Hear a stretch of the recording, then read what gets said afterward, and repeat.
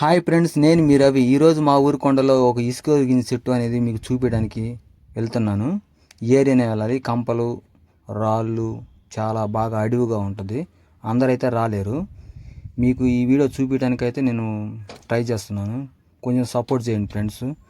ఇలాంటి వీడియోలు నెక్స్ట్ మీకు కావాలంటే మా ఛానల్ని సబ్స్క్రైబ్ చేసుకోండి, లైక్ చేయండి, షేర్ చేయండి. అదిగో చూపిస్తున్నా చూడండి.